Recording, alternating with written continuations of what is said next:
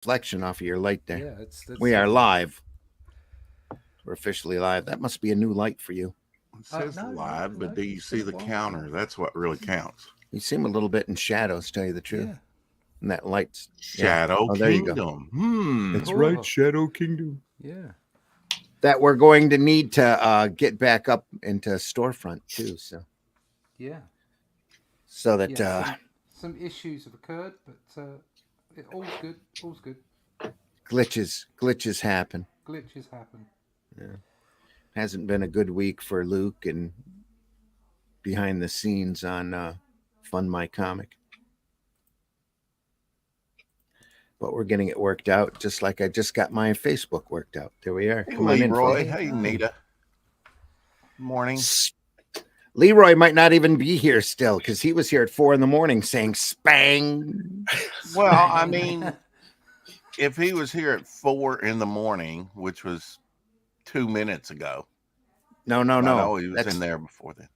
That was my 4 you're saying in the morning. an hour Your ago. 4 in the morning. Yeah, he was here an hour ago. Okay. Nita wants everybody to know that you can help support ICN, Indie Comics Network, by sending stars. So all earnings go towards channel expenses, supporting other creators. Woohoo. I'm supposed to be supported there too. So if you enjoy this program, please send us some stars. I'm still waiting on my check, but And this StreamYard ain't cheap. So no, it's not. Boy, I was politely told not to expect anything. So that's the way it is. That's the way it is. We don't do this for money anyway. We don't do it for fame either. And now you Well, know really? the rest of the story. Exactly. And now you know the rest of the story. Sure. We're going to run the opening, folks. Come on in. Come on in. Private chat says backstage. Momentum. Oh, that's you. I can, Mr. Rex. that's me. I'm in two places at one time, Two places. multitasking. Here we go. Russ is in the zone. You can tell he's focused. It's like Focused eagle here. claw. First, a word from what's his Must name? Randy Quaid. Holy shit. That is the craziest thing I have ever seen. And I'm Dennis Quaid, and Dennis Quaid has seen some shit. Dennis Quaid, that is. Yeah. He has. I think you said Randy Quaid. I did. If you look at something and there's nothing there, what's the difference of figuring out what it was in the first place? Exactly. Yeah. Russ, your camera is breaking up. Oh, You need to that's shake that weird. wire a little bit. There you Your go. transporter is Yeah. spattering your atoms. It's like your camcorder was unplugged. No, I've been trapped in a transporter accident. Everybody's having software glitches. So come on in, folks. We see you out there. All 4 of you so far. There's more of you in the wings there. We deeply appreciate you being here. No pressure. No pressure. Now comes the part where we throw our heads back and laugh. Ready? Ready!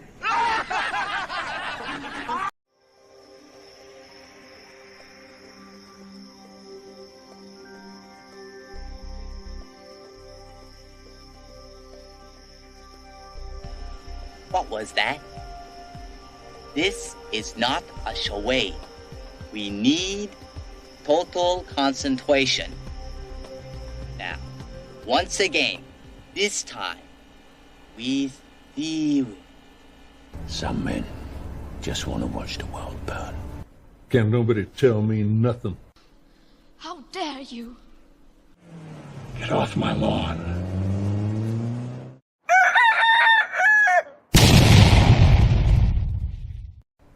Don't mess with the bull, young man. You'll get the horns. Do you draw the Flintstones naked? There's a market for that. Why? We know why. Why? I'm not sure I do. Oh. Adult program, folks, not meant for children, as Dave will tell you. Why? Because fuck them, that's why. That's right. You're. What the fuck is the matter with people in this business? Exactly. Glenn can tell us. We're supposed to be a positive program, folks. We're supposed to be a positive program. Glenn will not be telling us. It would take too long, and you know anyway. Joke's on you, bitch. I love this shit. Exactly. Russ will be right back. I'm sure he's trying to get the hamsters up to speed In the on that wheel. transporter. In the transporter. Mm-hmm. Folks, thanks for joining us. I'm your host, Randy Zimmerman. I am a editor-in-chief of Arrow Comics, longtime comic book producer. Been at this for many, many decades, and real happy to be here in podcasting. So we do 2 shows here at ICN and the Randy Zim YouTube channel, and the Comic Book Black Belt YouTube channel as well. It's Comics by Night, which you're watching now, and Sunday Funnies at 9 a.m. on Sundays, where we go over some great, unusual things, the great sequential art, the stuff that really inspires us. So see, I had faith in Leroy. He's still here. Leroy is here. Yes, he is. Leroy says, I'm not sure how I feel about this new angle going on with Russ. Yeah. Well, Russ. Well, his equipment clearly doesn't appreciate it. He's not sure about your new angle. It's because it's artwork angle. I'm in the middle of stuff. So it's like I'm staring into the sun, the eclipse all over again without the glasses. I think it's your outside window too. Yeah, it's the outside window as well. Sorry, you're just gonna have to cope. If you don't like it, don't look. Mid-afternoon. Well, you won't have to look at Russ for much longer, Leroy. Yeah, we'll be concentrating on the book at hand. Yeah. Also joining us this morning is Mr. Glenn Fleming. Glenn, introduce yourself. Hi, everybody. My name's Glenn Fleming. I'm a writer. I've got 11 books published. You can find them all on Amazon. I'm an artist. I draw lots of things, comics, and do paintings and portraits and whatever people want me to do, and some that I want to do. And I also publish a magazine called Comics Unlimited, which number 15 is now currently available on Amazon. All right. Also joining us, Russ. Russ, introduce yourself. Hi, my name's Russ Leach. I'm a comic book artist, and I know nothing of the technicalities of getting paid. That's the trouble. That's the bloody trouble. Okay. Yeah, what a week. Anyway, we have had a successful campaign. We're very happy with the Shadow Kingdom. Right at the moment, I'm doing some artwork for someone else. Here you go, quick flash. It's all shiny. Yeah. A bit of ink work going on there. There you go. Very nice. So that's what I do. If you want to find out more about the Shadow Kingdom, more about the moving on with the Atlantean, with myself and Randy, more about the other stuff that I do, go to russleach.com, sign up for the email list there, and you'll find out everything you need to know. Cool. Also joining us this morning is Rex. Devil Flyer Rex. Introduce yourself, buddy. From the grave. From the grave. Who does your hair? My pillow. Too early in the morning. 4 a.m. in the morning. Here. 4:10 technically and counting. Rex Christian everywhere under Devil Flyer Momentum. Something like that derivative. X, Instagram, Devil Flyer, the 48-page epic magazine over there on Fund My Comics, still now in demand. Get it while it's good. Hot. Well, it's Yeah, what Russ said. Get it while it's hot. Hey, everybody. Hey, everybody, we're all going to get laid. Well, wouldn't that be good if it was true? And that's good news. It's good news. Yeah. Two-fisted tails, folks. Say who what? I missed that, Yes. man. Oh, I was having that discussion with somebody the other day. I miss a lot of those old great guys. Mitch Hedgeberg. Actually got to see him in live one time. He was hilarious. That's it. Perfect. All right. That's the way it'll stay. Well, until I jostle it with my large stomach. Mess it up. Until I mess it up. We're restarting with Two-Fisted Tales, number 33. Yoo-hoo! Great stuff here, folks. Great stuff here, folks. Yeah. Great stuff here, folks. Oh, look at that. Is that John Severin? That's That is Wally Wood. Wally Wood Okay. ink in there. Wallace Wood. Yes. Fantastic. And you know what that means? First story is by Jack Davis. And a I great had- Mad magazine ad, by the way, also by Wally Wood. That's John Severin. Oh, John Severn. Sorry. It's a I different had ad. some dealings with Wally Wood's. Richard Pryor was his name. He was did a bunch of lithography prints with Wallace Wood. Not the comedian. Very nice man. It's a Pryor, Richard Pryor. Okay. Never mind. Before the accident. Signal Corps. Look at the difference in inking here. They're trying to bring focus to these characters. Yeah. In the center. Nice rifle leaning up against the Jeep. Mm-hmm. Now, Mort Drucker, that also did a lot of work for. He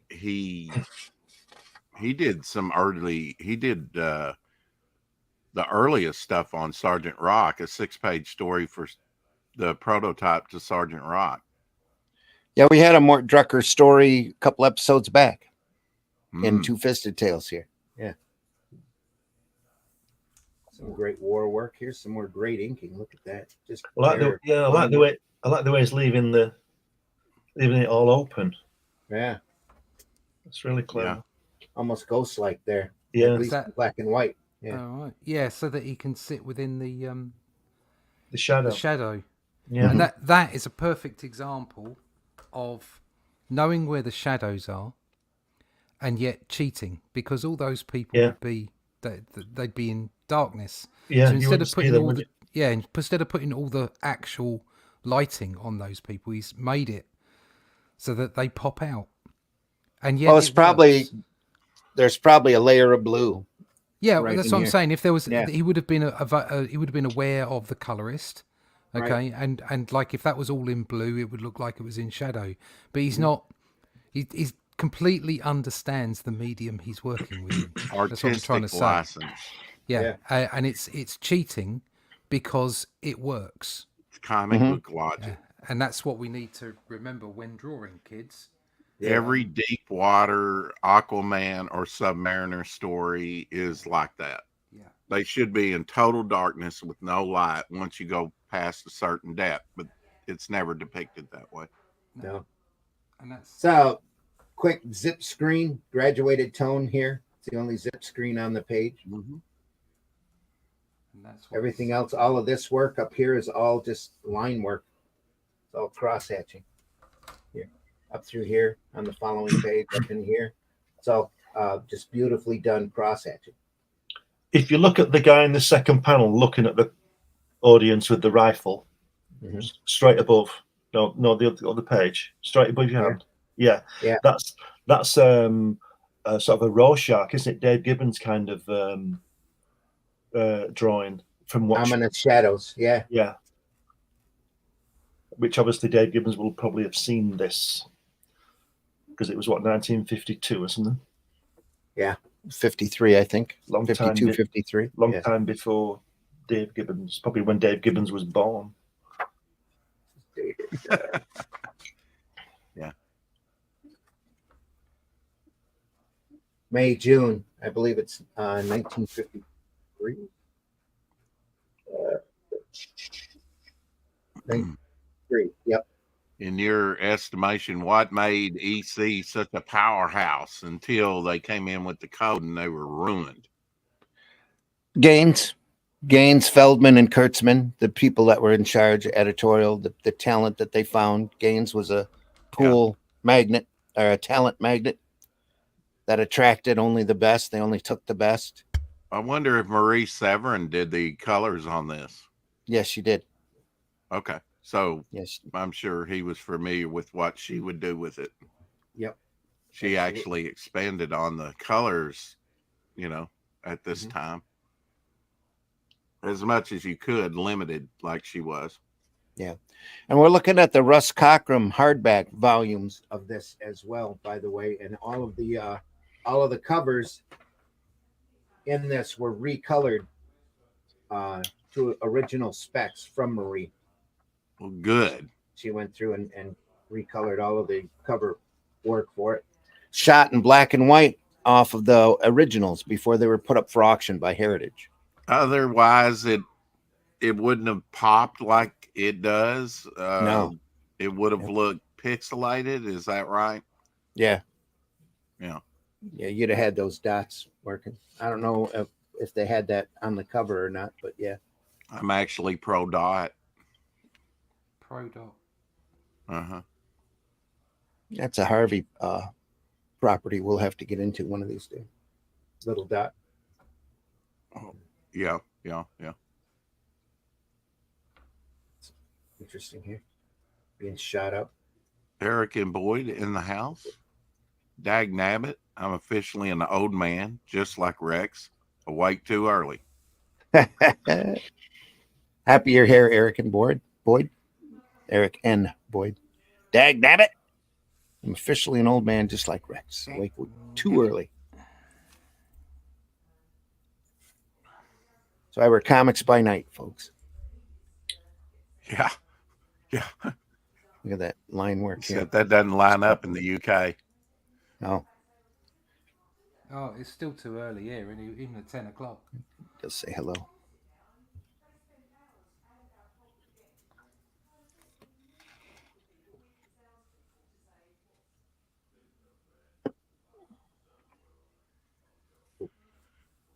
Pole work here, snapping that line, chopping that pole with the. Now, did the UK ever get any of this stuff? I mean, maybe in reprints, but I mean, in the 50s, did any of this stuff ever make it over to the UK? I wouldn't know. I'm just a I don't know. snapper. I've never seen it. Yeah, I've never seen it. I didn't know until I was educated by Randy. I wasn't aware of this stuff even. So. Hey Rex, not aware of the EC line at all. Hey, I was aware of EC, but not of. But the monster stuff. Yeah, and Two-Fisted Tales. I wasn't, I wasn't aware of. Yeah, the originals. I saw on Twitter a picture of a boy, and they had all these EC comics up on the top ledge, very cheap, and he's looking through and pulling out like a Green Lantern, and he's like, and they made a comment, he's looking at the wrong books, as far as collectability. Growing up in high school, I used to go to a skill center, learned the commercial art trade, learned all the materials that Photoshop replaced, like within a decade. And I used to have big arguments with the class, a couple of comic guys in the class behind me. And they were huge EC fans. I was a huge Marvel DC fan. I told them they didn't know what they were talking about. They told me I didn't know what I was talking about. And one of the guys' dads had a complete collection. And this is kind of the roots of fandom, because these books were so good that there was a huge fan base behind them, and a lot of fanzines based on EC came out once the code kicked in and the EC comics went away. Folks still had super fond memories of the quality of the work, and we're doing like EC Addict fanzines all over the place. Yeah. And then Wally Wood was doing Wit's End, which was an independent publication that had a lot of these guys in it. And then they were picked up by Marvel, and Warren started up and picked up a lot of these guys, and they just kept finding work.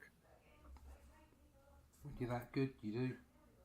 Eric says, "Oh no, I understand that problem at Jolly Green. I hope you can get proper rest." Yeah. Leroy says, "I prefer the new colors, but I am under 50." Yeah. Jolly says he's having trouble sleeping. Yeah. So nice having someone young on the team. There you go. Glad you're in the house, though, Jolly. You're welcome. If we put you back to sleep, we won't take offense.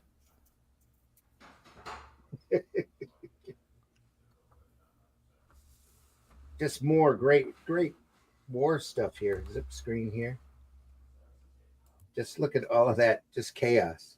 Yeah, but it's going on not. here. It doesn't look like your typical war book. No, it's not That- meant to be. That DC, came out with a little later than this. Yeah. When they picked up GI Combat. Because they weren't the original publishers of GI Combat. No. They inherited that from Quality. Yeah. Yeah. I just found that out a couple months ago. That was one of the titles that they bought Quality for. Yeah, I've got some of the early Quality stuff. They didn't publish it for too long. I mean, a couple years, 2-3 years. Yeah. Yeah, but it was a solid enough title for DC to continue. Oh, yeah. Yeah, so was Blackhawk. Yeah. Well, I understand Blackhawk and Plastic Man were their main reason for picking up the... Here, by the way, beautiful links on these pages. Oh, yeah. Just phenomenal. I thought Plastic Man was Fawcett. No, Plastic Man was Quality. Was it? Okay. Yeah. It's one of the few Quality superheroes that Will Eisner didn't create. It was created by Jack Cole. They also picked up Fawcett, though. They didn't do that. They technically they never did that. They didn't pay for Captain Marvel, Shazam, until like the early or mid 80s. Before early that, they 70s. I know they came in with Uncle Sam and Black Condor and all those characters, right? That was early 80s, yeah. In their books. Yeah. But that was their... they went in... They did a crossover in Justice League in the 70s with those early characters. 80s. It was a real early 80s. You want me to pull out the production art? No, I can tell you it was the numbers 102, 103. Okay, so you're saying that's... all right, I'm going to check eBay on that. Dick Giordano is one of my favorite stories. It's Crisis on Earth X is where they were introduced in. Oh, right. Yeah, exactly. And they were using... They started using some of the Quality reprint stuff, Dollman stories and the Ray and Uncle Sam in the back of the Super Spectaculars that came out in the real late 70s. I have one of those covers, approval covers to one of those. One of the Justice League covers. Yeah, yeah, where they're rushing towards each other. Really, that's sweet. Yeah, that's like an a awesome. Big X. Yeah, it's an iconic cover. Yeah, very iconic. And the one before that had him rising up out of a wisp of smoke, just like Justice League 24, Crisis on Earth 2. So, it's a crazy cool story. They ended up ripping it off for Crisis on Infinite Earths, I think it was, on the CW network. Only they didn't use all of the Freedom Fighters in it. 104 and 105, is that right? Nope, 102, 103. 102, 103, okay. It's part of their annual Justice League, Justice Society crossovers. Right, yeah. And Dick Dillon pencils, Dick Giordano inks. Yeah. Just a little note here for the audience and anyone else who might come across the video so that you can share it out to everyone else, is the amount of knowledge that's going on. The amount of incidental trivia that you're learning about bits and pieces that these guys know. Just sit and listen, kids. Our conversation goes all over the place. So it's part of the fun of the show. Well, comics go all over the place. Yeah. Eric says, I know this is common knowledge, but Plastic Man first appeared with Police Comics, then on to Quality, and of course, DC. I have to be a nerd, even though you guys know that. Yeah. Well, we'll look at some early Plastic Men here eventually. I've got a couple of the early archives that are really good because that Jack Cole material is just unbelievably great. Just real solid and very imaginative and very funny. Great stuff. Anyway, more Jack Davis here. So we turn the page and end this story. Look at that explosion. Did you guys see Graham Nolan's Two-Fisted Tales title that he came out with not too long ago? Yeah, manly, two-fisted manly comics or something like that. I saw it was out. Yeah. I didn't get it. It's one of those many campaigns I wasn't able to buy into, so due to lack of funds. The trouble, you can't get everything. Yeah, you can't get everything. I always found it interesting regarding the connection between Batman and Plas. Yeah. Some good Brave and the Bold stories. Well, the Spirit first made his appearance in Police Comics as well. I think it was like issue 8 or something like that. And in regular comics, yeah. He started out in the Spirit. Yeah, in regular comics. Yeah. Yeah. I've actually got a Spirit number 3. A lot of people would call that a racist cover nowadays. Oh, with Ebony? Yeah, with Ebony on the cover. Yeah. It's just sad folks want to take stuff out of context. Yeah, if you're not putting yourself back in that time with it, which is hard to do. Can't believe that I can't find the Justice League of America. I'm coming up with JLA and newer titles with my search. I can pull that cover up if you want.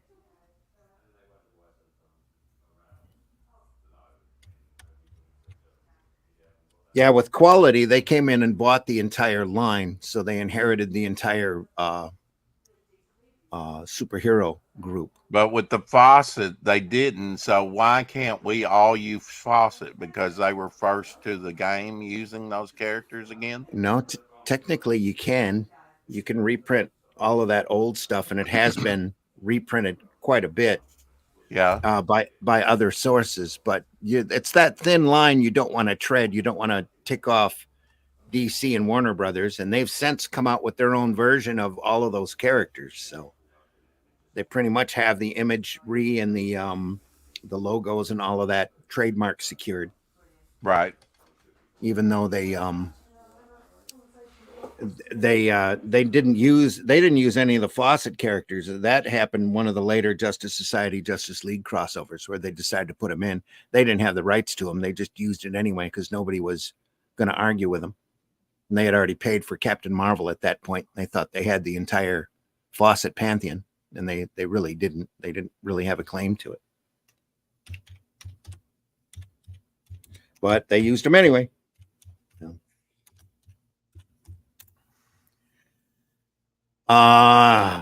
Okay, I might be wrong. Wasn't 102, was it? 102's got a different cover. I couldn't even get the old ones to come up. Although I'm trying. 102's got that's the previous crossover where they bump into the 7 Soldiers of Victory. Yeah. Mm-hmm. That's got a classic cover to it too, with Superman standing on a stone saying, "One of us is about to die." And it was a cheap out because it turned out to be Wing. It was the companion, the Asian stereotype companion to the Crimson Avenger. Hey, you got to get rid of those stereotypes somehow. Yeah. 108 is the one that you have. Cover to too. Do it. I can. Here, just give me a second to get past all of the. I'm looking for the imagery, and all they want to do is show me all the eBay offers. So, yeah, that's crazy. Maybe I'm over on Amazon. I can't believe it's so hard to pull up the original Justice League of America. I guess because it's got America in the title, they don't want to use it. Yeah, I just cut down to Justice League. There we go. Yes. Boom. That's a good image. We're waiting. View image. Hey, give me a second. Our school library had like probably Action Comics #1, at least the Superman story, had the Plastic Man story from Police Comics #1. That's it. Yeah, I've got the approval cover to that. There's that cover. Very classic. Yeah. It must be 107, 108 then. I had my numbers wrong. Sorry. And do you know what year? See, I'm saying 70s, late 70s maybe. Let me find it here. Oh, that doesn't do it. Nope. Did you say it was 108? Yeah. Okay. It's got it's dated December, whatever it is. Who was the chick that threw the That's the shot? Phantom Lady. Is it? Phantom Lady. Okay. Yeah. Well, not like Matt. Matt Baker used to draw her. Yeah. 1973. See, I told you it was early 70s. But you wanted to argue. No, that's 80s. Okay. Nope. I thought it was 80s. So what's 20 center? Hello. Yeah, it's yeah. You're right. Right 73. Don't okay. argue. I'm sorry. Yeah. All right. Outpost, John Severin. This has a Zulu feel to it, or a Gunga Yep. feel to it. Isn't that the movie with Cary Grant, Gunga Din? Yeah. Great movie. French Foreign Legion. And then later in the 60s, Zulu. Yeah. With Michael Caine, I think. Eric says, regarding rights, Rex has the right to party with Geritol, Metamucil, and Mucilix. Yeah, baby. Now we're getting personal. How dare you? Yeah. These comics seem all about the story, Randy. Little tug on the collar. Well, yes. Story and art. Made for adults. Oh, well. So are they doing the Jay Ward thing, made for adults, but kids watch it too? Yeah, no, actually, Bill Gaines ended up inheriting the EC line from his dad and decided to make comics that he wanted to read. So that's what he did. Because I guess it didn't matter to him if they or how much they sold, but they sold like wildfire anyway. So, and I know his father did a bunch of the religious stuff early on in the 40s. I mean, thick tomes of the Bible and stuff like that. I think there's a connection to that and his being at national periodicals and approving Moulton's Wonder Woman when it came through. He's the one that really pushed for it to be published. I don't know if it was some sort of penance or what, but I think he figured out the power of comics. And when he started EC, he called it Educational Comics and did picture stories from the Bible that lasted for many decades. In fact, Bill kept it in print for, I think during the whole time he was printing comics, he kept picture stories from the Bible available and in print. It's got a lot of different print runs to it. Yeah, very difficult to find. Has some originals, and I mean they're thick, like probably cardboard cover, hardback, thick books. Some of them are thicker than others, but yeah, they're amazing. There's a number of different reprints of them out there. More Severin. That's John Severin. Yep. So, what is the connection between Marie Severin and John Severin? Are they brother sister? Brother sister, right? Yeah. Still with us, Glenn? Yeah, I'm just looking at the artwork and listen to you talk about Plastic Man. I love Plastic Man. One of the best. That they make him goofy most of the time. He should. I like that Roy Thomas actually played him as a serious hero in All-Star Squadron. Yeah. He deserves more love than we give him. Who, Roy Thomas? Yes, Glenn. Now, Roy Thomas, I was going to mention, or was it Roy Thomas? He did early fanzine, right? Yeah. In the 60s when he was a younger kid. Yep. Alter Ego. Alter Ego, yeah. Publication's still coming out from tomorrow's, so they But still use that title. you're saying he's probably like second generation compared to like the EC fanzine Oh, yeah. that came out in the 50s. Yep. Yeah. He was probably a real young lad when this stuff come out. Yeah. Real young. Yeah. But if you're in the Leroy. city, you can get your hands on that stuff. Leroy says, I'm reading All-Star Squadron now. Oh, The that's early cool. alter egos. Yeah. Gee, Leroy, can't you take an hour just to watch what we're doing and then go back to your reading? It's moving too slow. How A little dare bit you? of zip screen back here. It's better than what was it up there? Not Eric. Jolly Green. Huh. He's just watching this because he's awake. It's better than sex. Comics better than sex. I always thought that till I had sex, and then More great Severin. More great Severin here.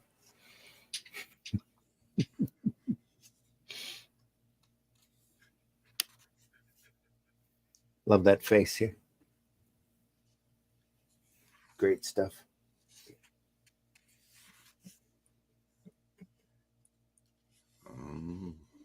So who's next? Jack Davis. Was it Wally Wood? I already saw Jack Davis.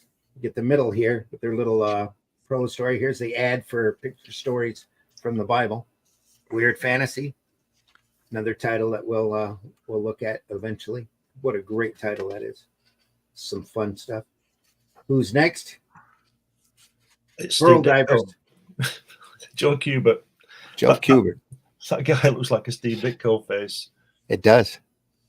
Looks like there's a lot of Ditko in here. uh-huh. Yeah. And Ditko was just starting out. So how much was an influence was Ditko on these guys?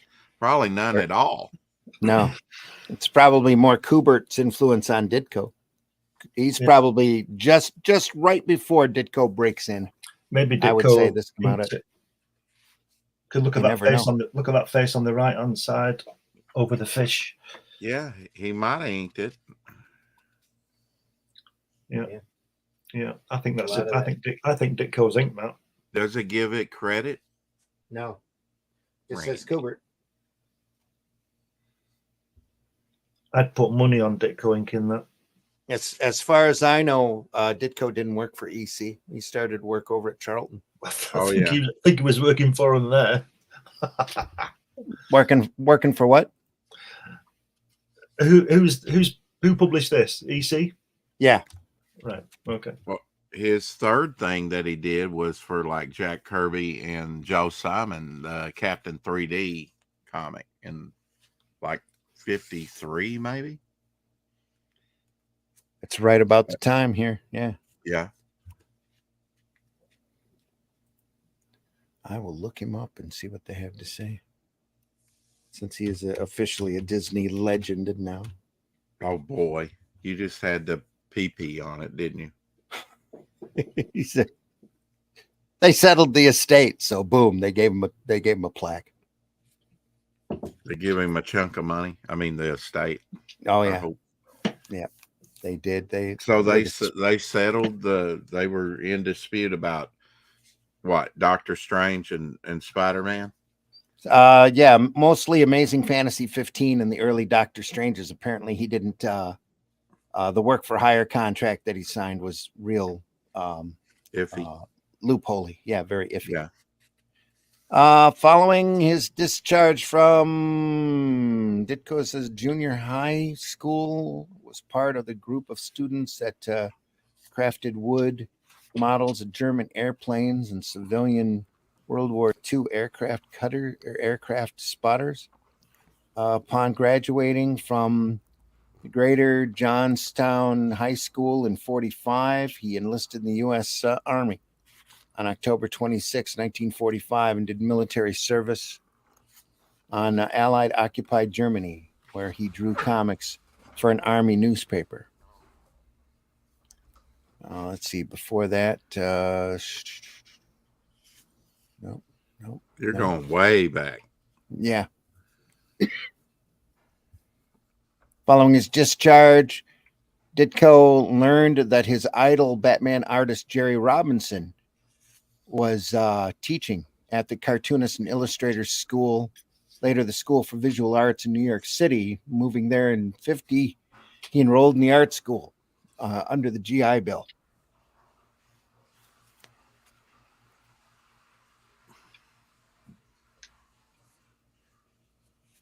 Yeah. Pardon me, had to hack up a lung there. Oh. Just the one. Just one, the thank one. goodness. Good. Silly cat shedding. So getting the stupid hairs down my throat just drives me nuts. Anyway. Well, quit licking her. Yeah, I didn't. I'm not licking her at all. She comes up and she insists on being petted, and that hair just flies all over the place. Sure, Randy. Cats are just weird. 50. He Hey, enrolled Caleb. in a school under the GI Bill. Robinson found the young student, quote, a very hard worker who really focused on his drawing, and someone who would work well with other writers as well as write his own stories and create his own characters. He helped Ditko acquire a scholarship for the following year. He was invited. He was in my class for 2 years, 4 or 5 days a week, 5 hours a night. It was very intense. Robinson, who invited artists and editors to speak with the class, once brought in Stan Lee, then editor of Marvel Comics in the 50s, precursor Atlas Comics. I think it was Stan who, that was when Stan first saw Steve's work. Ditko began professionally illustrating comics in the early 53. Right. Yep. Drawing writer Bruce Hamilton's science fiction story Stretching Things for the Key publications. Imprint Stanmore Publications, which sold the story to Ajax Farrell, where it finally found publication in Fantastic Fears #5.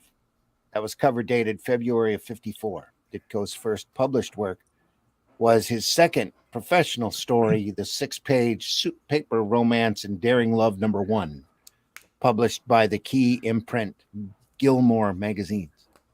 Shortly after that, he worked with Simon and Kirby and then went to work at Marvel. Anyway.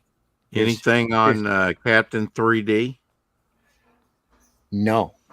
Which is like his third work and quite extensive. See, Ditko Kirby had created Captain America and many characters. Ditko working with learning from Mort Meskin, an artist whose work he had long admired. Meskin was fabulous. Ditko once recalled. Ditko penciled a 6-page A Hole in the Head for Black Magic, Volume 4, #3, published by Simon and Kirby's Crestwood Publications imprint Prize Comics. Ditko then began a long association with the Derby, Connecticut publisher Charlton Comics. Went to work over there. Santos says Kubert first, Ditko influenced by. Yeah. Katie says, "What is this? You're streaming over me." Oh no. We streaming over Katie? What? Yeah, she's probably painting her dragon. Uh-oh. Caleb, call up that chick. Perfect timing. It's just don't mean to be bothering you. We're here every Friday morning at 5 a.m. Katie. Ditko's known assistant work includes aiding inker Meskin on the Jack Kirby pencil work for Harvey Comics Captain 3D. Yeah. Katie says mine's been up for 11. Been set up for 11.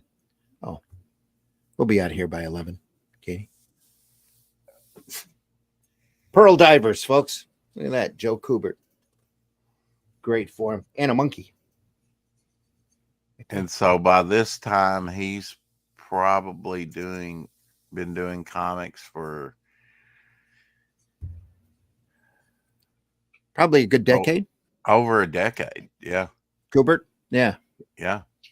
A lot of Hawkman under his belt. Well, he first did Voltron. Yeah. Voltron? Mm-hmm. A robot?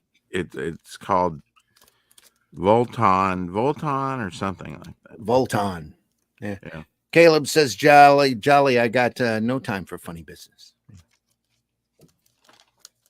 Says, With a "But y'all name have a like great Jolly. day." Take care, Yeah. Caleb. Yeah. Oh, I have it right here if you want to look at it. A reprint of it. Of what? This is Joe Kubert's first work. Volton, the Human Generator. I can blow you up here. Fancy. Is that what you got? Yep, yep. Oh, here we are. Look at that. It was published in Catman. Yeah. You know, it was like a backup feature. Reprinting the very first published comic book stories of Joe Kubert, full color. It's just like a little. And I have a couple of. That's not Kubert's first work, is it? Mm-hmm. Was it? Okay, cool. Yep. And here's a couple of Dickos. That's Yeah. British. Look at that. Yeah. Wow. Those are British reprints of the Charlton material? Yeah, Allen Class. Yeah. Mm-hmm. Okay. 15 pence and 20 pence. There you Is are. that a lot? But yeah, that's his first stuff. Just happen to have that handy. Look at this great boat. Wang-O found a pearl. On his signature, did he use a block signature and sign it Kubert with a block signature? Oh, okay. Because his signature went through 3 or 4 different iterations over time.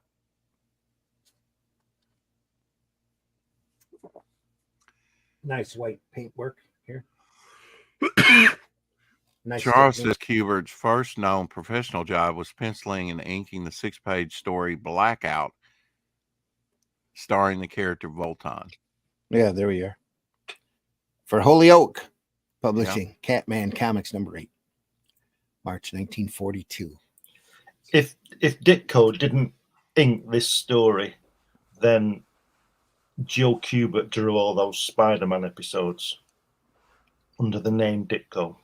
This is the way Kubert's stuff looked back during that period. His tour work is very close to this. It does look like it really does, though. It does. It looks a lot like Ditko stuff. I could look it up, and surely it would give an inker for it. They would have made some mention of him apprenticing, I would think, in the Wikipedia under Joe Kubert, because Kubert's that big of a artist.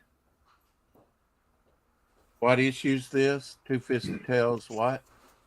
33. Okay. I'll see if I can find one on eBay. And I know that's the right number. 1951. Very. 33 from 1953. It's cover dated July, August. Oh. 1953. Oh, I was looking at the wrong one. Sorry. 1953, yep.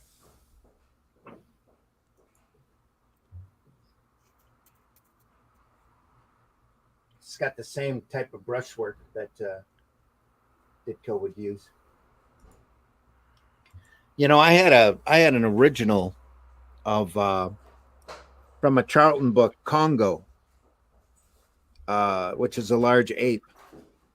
I had an original for many years, and I would take it around to folks in the know, more knowledge of that period than me, and they would always argue about whether it was Kubert or Ditko. I'm real sorry I let that page go too, because it was oversized and had a great face on it. It's just really great stuff. Had a dinosaur leaning over a set of eggs. This particular issue has classic atom bomb story. Charles says Ditko imitated Kubert to start. No Ditko on Kubert ever. Yeah, says please excuse my shouty caps. Yeah, I use shouty caps too.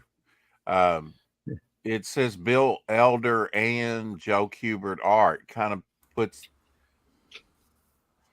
but then it, Doesn't you know, look- it Jack Davis, John Severin, Bill Elder, and Joe Kubert, Wally Wood cover and art, yeah, with Harvey Kreutzmann and Jerry Could be DeFoucault. Severin and Elder on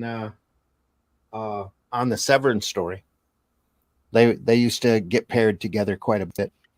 Who was? Severin and Elder. Hmm. I don't see any credit on the Foreign Legion story, but there is a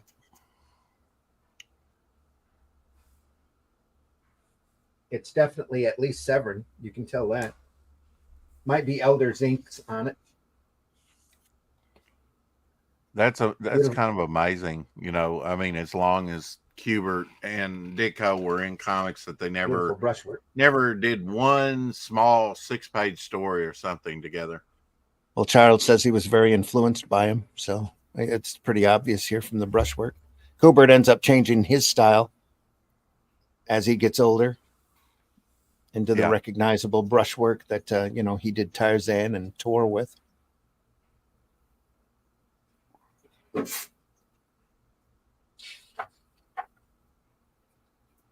was taking a look at through those tour books that I got, and it's just so organic. Yeah, some pretty crazy stuff there. Mm. Most of it's silent too, so real easy to sell worldwide.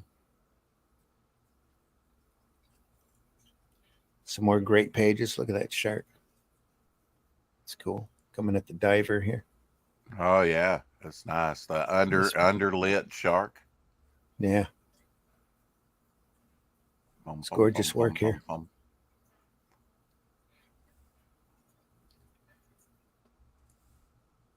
Charles again says Ron Goulart dismissed Ditko as a Kubert ripoff artist. Yeah, okay. It's Ron. Anyway, everybody has their opinion. That's pretty harsh assessment, if you ask That me. is. That's a way harsh assessment.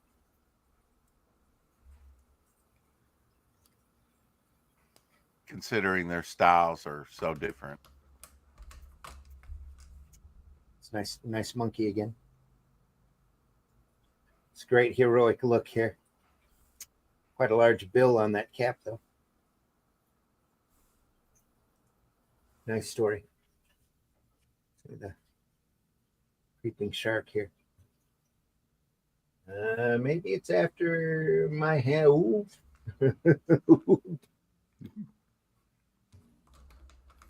I have to duck out of sight and get pulled back up to the boat.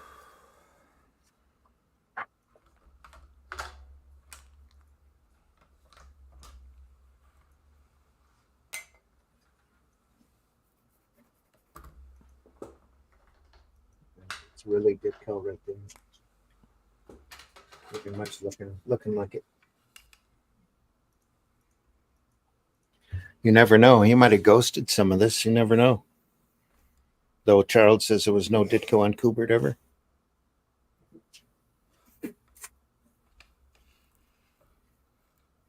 Now here's another pretty iconic story by Wally Wood. Atom Bomb. Great panel, that getting right to the point of the title. Yeah. Some great shadow work at work here. It's fantastic. Great use of dual shade board back behind here just to drop the background back. Nice stuff. Looks especially pretty in black and white. Did you say these were in color to start with? These were published in color. Yeah, they were published in color originally. Right. Look better in black and white, don't they? I've not even seen the color. Some of this stuff is just pops in black and white. Charles says, check your DM, Randy. Hey, Dark. Right. Oh, there we are. Is that from your collection, Charles? That's amazing. That's great. You got to see this. Let me blow it up here.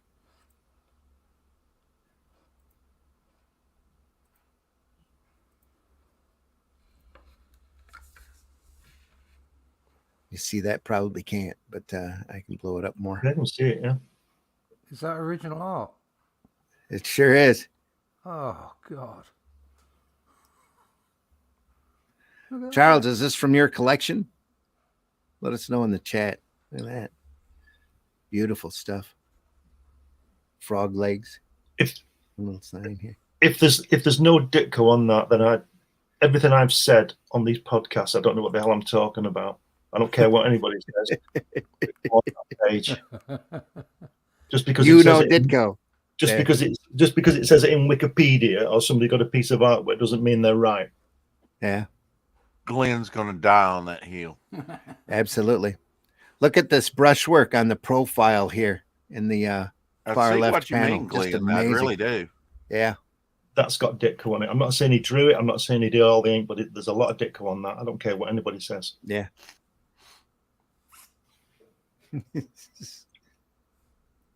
Child says, not mine, I wish. Charles just Dark yelling, no, Ditko. No, Dark Ditko. Lycan 81 in the house says, no, Ditko. Yeah. Fun fact, there was supposed to be a Two-Fisted Tales spinoff on Fox. Yeah. Yeah, they got really close. Back when HBO was running Tales from the Crypt, they were looking at a lot of that EC material because it's all the stories are just that good and easily translatable into screen. This profile here, though, the one on the far left, really looks like Steve Canyon. Looks like Milt Caniff inking, just the way it looks. Some great stuff here.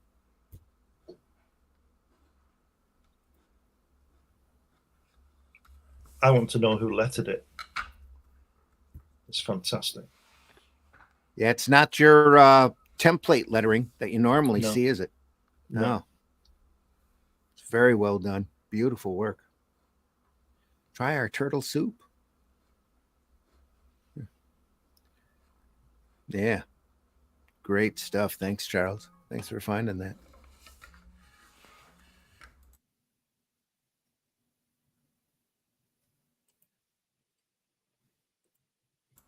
On to the atom bomb.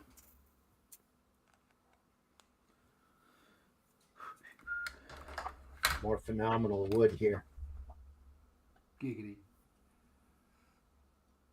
Look at that. This is crazy stuff. Oh, Wally Wood did work for was it Playboy or Penthouse? Yes. Both. Probably. That Go ahead, right-hand Russ. page. Yeah. That right-hand page. Top right-hand panel. Right-hand panel. That one. And the one under it. And the one to the left of that. Yeah. Just looking at those negative spaces. Just this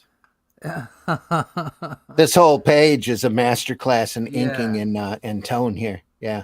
Fantastic. Just beautiful stuff. This looks like almost EC version of I Saw It. It's a classic manga that from Nagasaki bombing survivor. Do you know, it wouldn't surprise me piece of work that Wally Wood didn't do this lettering on this strip, because he does a lot of lettering on other stuff. Yeah. It wouldn't surprise me if it was him. Because you know why? Look at this. This balloon here is dropped from the upper ridge of the panel. That's when they used that template. Everything was crowded up to the top. Yeah, so you're probably right. A lot of dialogue. Here as well. Oh, there's a lot of dialogue during this time anyway. A lot of captions. Not quite as wordy as the 70s comics.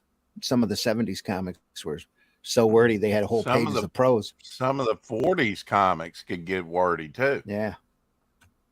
You get the archives and read that stuff. It's like, golly, just exposition. The whole, it gets tiresome to me.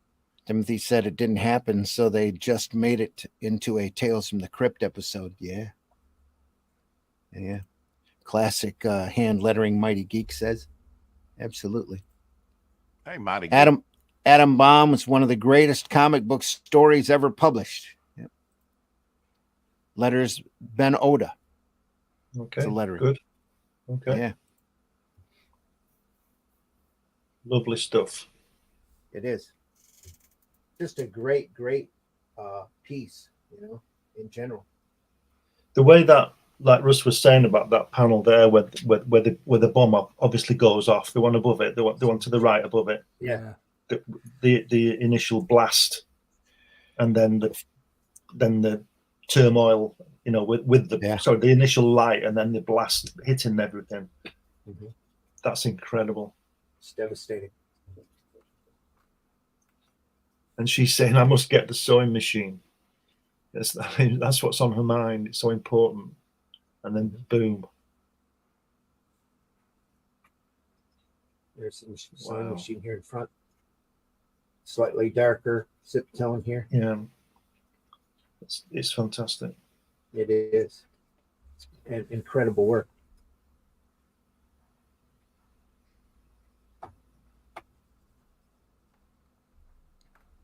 Nice shading work there on that face. Double lighting.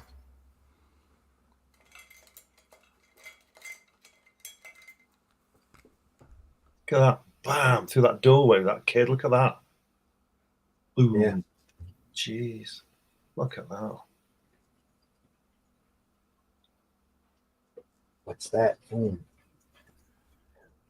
I hope you're taking notes for your war book. Yeah. No nuclear bombs in it, though. Yeah. Nuclear. This looks like it's all zip screen here. Maybe a little wash. No, that's dual shade board working here. Let's look at that. It's, impression of detail here. It's a different pattern. Dual shade board, kind of a grainy look to it. When did the screens and all that stuff come in? Was it the 40s? When was it first used? Back when newspapers never printed color, so they broke it up by cross hatching, and then they created Zipatone and dual shade board for the editorial cartoons. Yeah. Gosh, so it would go way back, way back. Probably late 30s, I would imagine. Maybe late 20s. Okay. So they started putting color in the 30s, late 30s. I could be wrong on the exact date there. This is Ben Oda on the Kubert and the Wood. Yeah, cool. Wartime stories were better depicted in comic books. Yeah. Well, they knew they were read by a lot of current and former GIs. So that's the big thing with the EC comics, is they caught that wave of enlisted men coming back from the war who were still too poor, and right before television caught on. A lot of these comics sold, like the EC line and Crime Does Not Pay, and there was a number of adult-oriented comics back during that period. That's why the comic code was started. They were selling millions of copies at that point of those adult-oriented comics. Had his father passed away, or did his father get to see his son's success at the running the line? No, his dad sold all of his stock in national periodicals, making him incredibly rich, and he ended up dying in a boating accident. Was it 1948 he died, didn't he? Right around there, yeah. Yeah, and his son inherited everything. And he kept picture stories from the Bible running out of, from his dad, and slowly changed EC from educational comics. Well, it was already starting to be entertaining comics. at that point he was starting to dabble with a couple of titles, but he really blew the doors off with it, with Weird Science and Tales from the Crypt.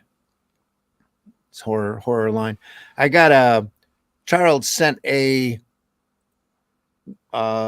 Superman cover here. Let me share that. That's kind of cool. Actually, it's quite cool.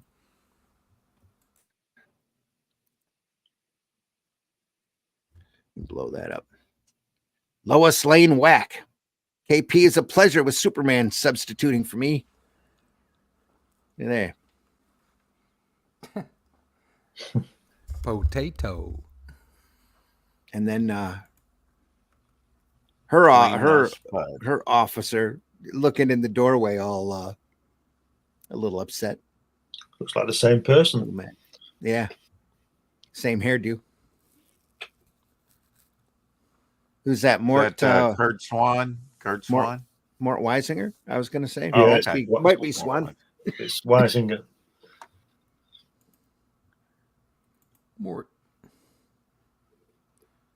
Morty Mort. With all the plates piled up like you wouldn't. What?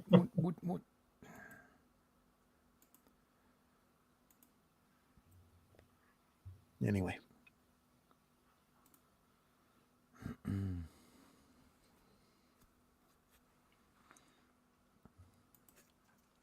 Back to Wood.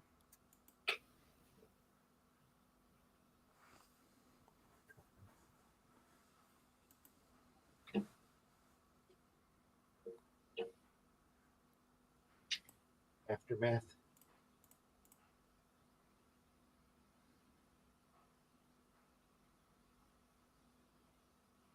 More great. Zipatone worked here. Cloud. Dual shade back here. Painted in. Zip screen here.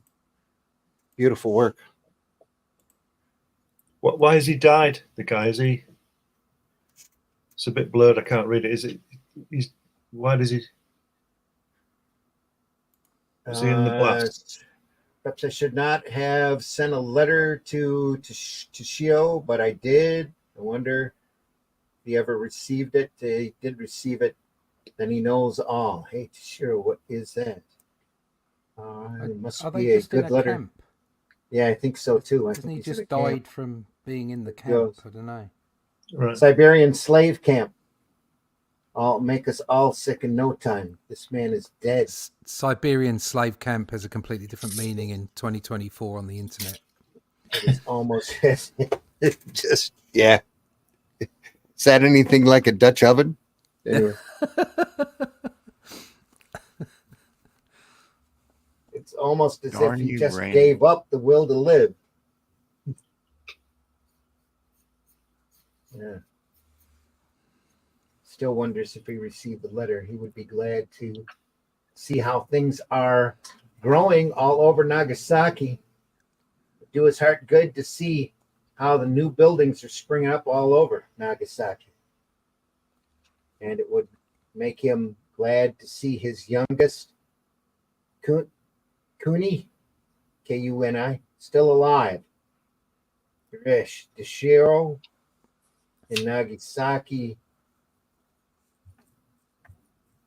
knew there's just me, the grandmother, and Kuni, the grandson. Hi there, Kuni. That last panel on the right hand side. Yeah. I don't know. That's got a manga feel to it. Look at the kid. Yeah, it does. He's up in the air. Look at the clouds. Yeah. That's it makes you wonder if he's gone and looked. But you wonder if everything, there's no gravity, the dog's off the floor, the kid's off the floor. When did manga first start? I mean, how old is manga? After World War II, it really sprung up. Yeah. So this would have. So he could well have been looking at that stuff when he. Very possible. Yeah. Because there is something manga-esque about it. Mm-hmm. In August 1945, the A-bomb killed 29,793 people and destroyed 18,000 409 homes. But hope was not destroyed in Nagasaki, and life nurtured by hope blooms again.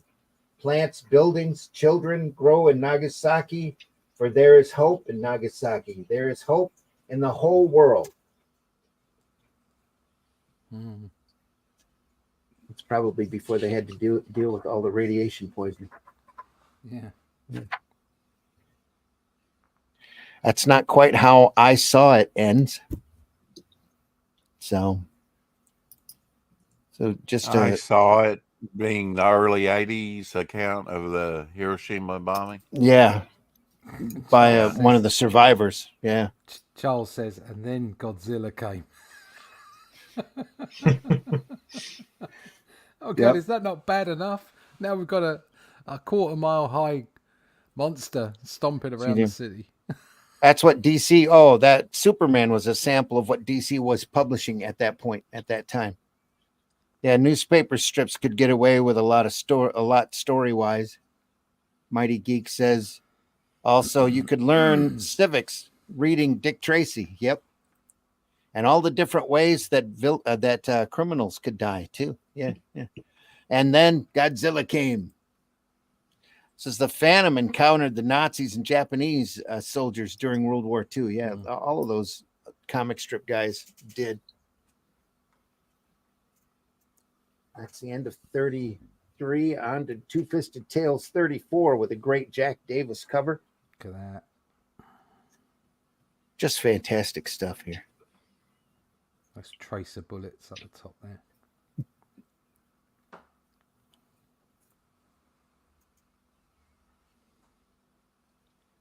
Love that plane.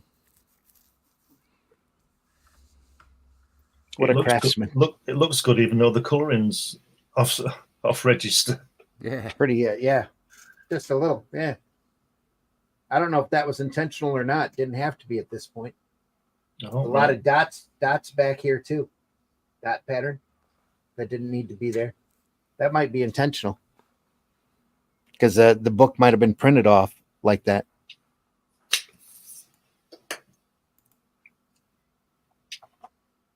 First story, Betsy. Leading off, Jack Davis. Yeah, left there. That's how you draw a horse. That stuff on the left there. Yeah. Wally Wood. Cover. That top left hand. That reminds me. I know. It's a fair way off, but there's something reminiscent of Kevin O'Neill about that. Yeah. The way that the tone is being used, the way that's being shaded, and the ridiculous musculature as well. It's just and the comedy about it. That's just you can see he must have been looking. We need to go through and look at that early Mad material because some of it's pretty crazy. I think we looked at it slidingly before, but really take a closer look at it. Yeah. Look at that. C mad, buy mad, be mad. Be mad. That horse is fantastic, isn't it? I reckon Kevin O'Neill was actually reading that advert when he created what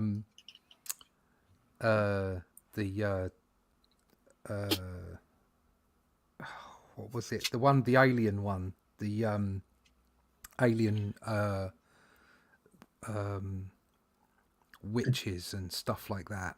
Nemesis, that's the one. 2008. Because one of the things he said in it was it be good, be aware, behave. That was it. Yeah, be good, be aware, behave. And behave, and that's you can imagine that he's sitting there reading that and looking at that art, going, "Oh yeah." That's probably Pat Mills that came up with that. Yeah, Pat Mills as well. Yeah, so you can see how inspirational this stuff has always been. Do you know what this really reminds me of though? Is Captain Stern by Bernie Wrightson out of Heavy Metal. It looks almost exactly like it. Yeah, it reminds me of that guy in the film. What's it called? The Incredibles. That chick. Yeah, it does a bit. Yeah, it does. I'm still absolutely besotted with this horse on the right hand side here. I know there's motion and it's falling over. It looks like it's bonkers. So it's leaning into the run. It's just cracking. And then the way that old fella's laying on the floor. Yeah. Just really, Is everybody really at the height of their abilities here? Oh, look at the ink. Look at all that ink. It's a little bit of zip work here on the shirt just to drop it. And that smoke going above in front of him, is that smoke? That panel? Yeah, the sort of line of smoke in front of him. It's got a hole in him, it looks like. No, below your finger now. Oh, There's yeah, like I can see. I can see what you mean. White zipper tone or something across his shirt. And oh no, that's here. Oh yeah, I see it. Yeah. Yeah. That's a little bit of white zip. Yeah. Yeah. Well, Genius. It's the smoke in the bar, isn't it? So there's a smoke across his back. That's just genius. That's just. I thought that was a reflection off of his shirt, but no, you're right. It's Yeah. smoke. You can see it better at a distance than I can here up close. And all the fabric as well, where he's taking that guy over the bar and the fabric on their shirts. It's just, all the bottles. Glug glug. Takes his face and smashes it into the bar and kicks him in the ass. Then we got the bottom of the shoe again. Who's the artist on this? Jack Davis. This is Jack Davis. Yeah. Wow. Wow. Just shows you could do serious, doesn't it? Come on. Look at that, smacking that guy's face into the bar. Yeah. Smack. Whack. Yeah. Again, you could imagine, although very, very different in styles, look at what people like Buscema were doing. And I'm talking about the characterization that they produced. So you look at those first three panels on the left-hand page, and you've got that sort of handsome-ish sort of cowboy, and then you've got the old fella there. Look how he's lengthened his face. He's put a massive nose on him. It's just the character involved in that face is incredible. It's beautiful. Yep. And you see that in a lot of Buscema work, don't you? Like where he does, old people and demons and witches and stuff, and all the character in their faces. Yeah, Buscema tends to, when he's drawing, especially women, he there's no line at all, is there? No. And then when he draws a bad guy, there's every line on it. Every line, yeah. So I know what you mean, yeah. And he does it so well. And what a great way to show somebody who's good looking, though, with no line work on them. Yeah, like he does with Conan. Yeah, exactly. There's very little going on a Conan face. That's right. Yeah. But when he meets the demon or whoever it is, there's really some work gone in there. Yeah. That the ink on that is the blacks are just incredible, aren't they? Like you say, when he's pulling him across the bar at the bottom there. It's just wonderful, wonderful work. It's walking in the doors here. That's great lighting. Yeah. And it's very cinematic. Like he comes in, menacing, he grabs the guy, then he whacks him, and then then he goes over to the other guy with his hand on his head and then smacks it in the bar and boots him. Yeah. Really flows. It's really, really well done. I'm taking over this town and have myself a new trial. You all singing a different tune. Yeehaw. Yeah. Mighty Geek says Two-Fisted Tales couldn't be published today because it would be considered misogynist. And not only that, you're seeing that pendulum swing back, though. Yeah. Yeah. That's what he said. I think it would have more problems than that. Not that I agree with, obviously, I don't. But there would be people complaining about the violence and all kinds of stuff, and it's like, yeah, probably, yeah. Get stuffed. Buy it, don't buy it. It's up to you. Look at those eyes at the bottom there on that panel. Yeah, great? Yeah, crazy eyes. That's fantastic. Yeah. This panel. What action? Look at that smack. That's the girl smacking him with a pint pot. Pint pot, yeah. Have that. You want Filthy a drink? little witch. Exactly. Look at that. Look at the detail on that panel where he's kissing her or whatever he's doing to her. Look at the his detail. hand. On it. Look at his hand. Yeah. Right. And his face, his chin, the cheekbone, and everything. His ear. It's got those 3 lines on the back of his glove. Yeah. Cheekbone. Wow. Cheekbone. All right. Who's the next? And the Sam hair. Skeeter. It's got some fight in him. From Step Up, I'll kill him.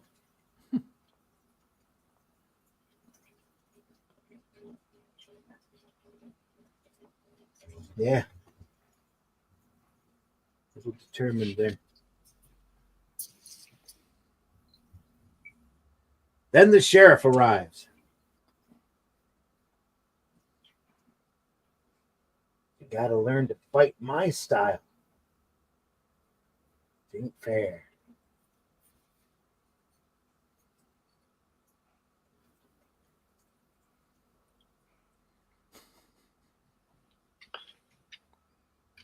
It looks like that sheriff looks like, what's he called? Sergeant York. What was he called? The actor.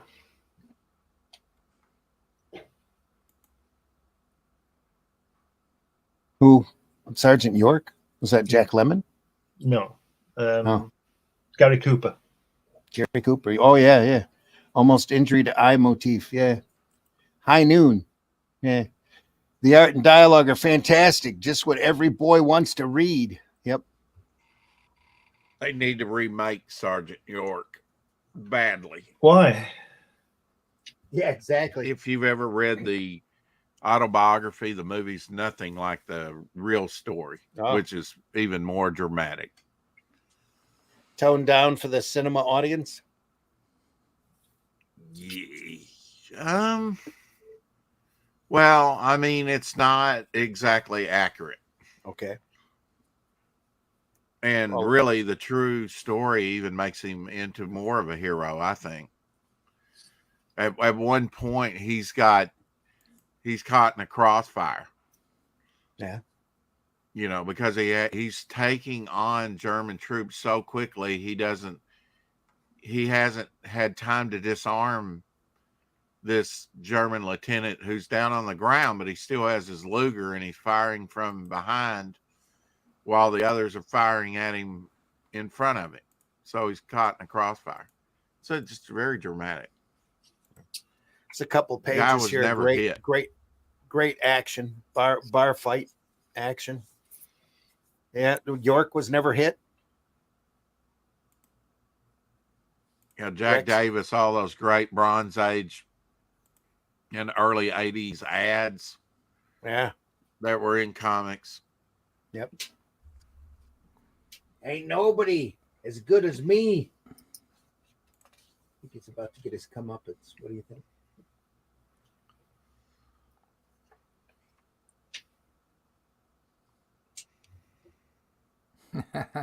Going to say somebody needs to shoot him. The old geezer got him. Yeah. It's one long panel here, separated by the back of his head. Good old Betsy. Nice Betsy. Good old Betsy. Lamb.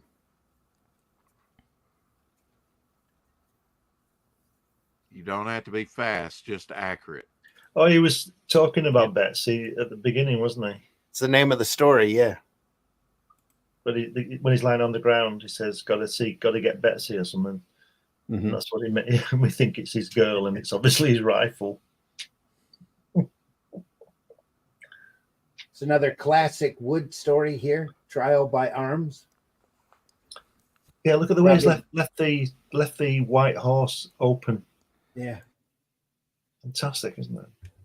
Probably helped him get that Prince Valiant gig for a little while. Yeah.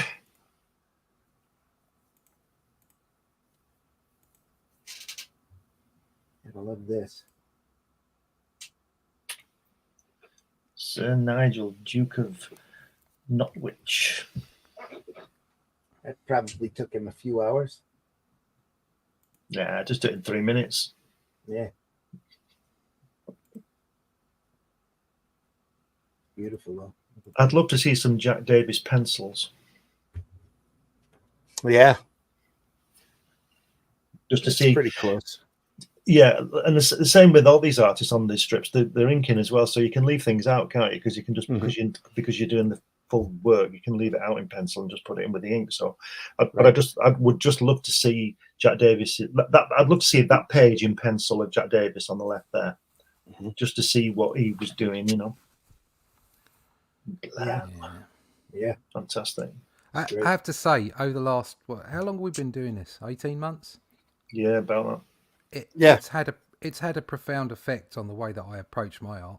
Just going through all these pages. Going through all the stuff that we go through, seeing the techniques, seeing the way it's been approached, and it really has made a difference to the to how even down to my process. It's made a difference because you just see stuff and you just think, how do they do that? And then there's other stuff that you look at and you go, oh, it enlightens you. You see maybe where you're, as an artist, you've tightened up and you shouldn't be tightening up. You should be letting it flow, Yeah. And even though you look at this and you can see it's really, really tight inks, if this was blown up to the right size, you'd see the imperfections in the lines and, the ink work and all the rest of it. And, I mean, just down to looking at the hair on the back of his head on those top two panels, you can see it's just been flicked in. Yeah. It's not thought too much about it. It's just gone. There's this on the bottom on his neck. I'm just going to flick that hair in. Yeah. And it's that approach of being confident about your work and what have you, and looking at this, even though so much of this is incredibly humbling, because it's all just such fantastic work and an amazing benchmark to look at. It inspires you to think about the way that you produce your own inks. It's been a bit of a journey. It's really good. Yeah. Just before you turn the page, you see that guy who's the old guy who just shot that guy. If that really happened, he'd now be arrested for possessing a firearm and murdering somebody, instead of everybody just going, cheers. Yeah. Yeah, cheers. We'll bury him out back. Yeah, just stick him in. No one needs to know about this. Yeah. Ready? I'm sure this is going to be great. Prince Valiant right there. Yeah. Definitely. Look at that. This nice is all big dual bowl shade. for that haircut. Back here, very little line work in the background. All dual shade. Is that duotone? I don't like that. Yeah. Is that what it is? Yeah. Yeah, it's painted in. You can tell from the varying shades that you have here. Yeah. Right here, you didn't put all of the chemical along the bottom there where that 2 is. Over here, too, there's a little bit of it.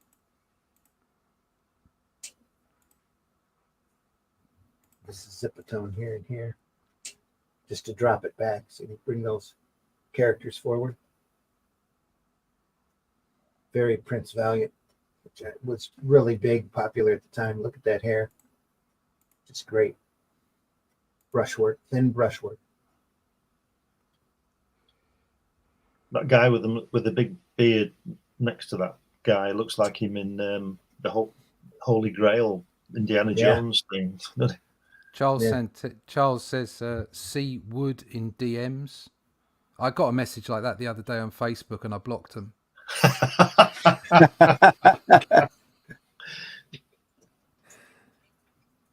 So let me pull that up here.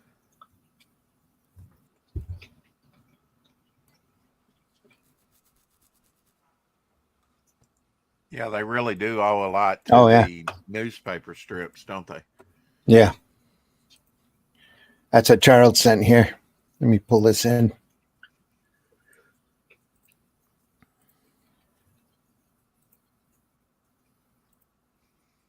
Here's the Prince Valiant. Oh.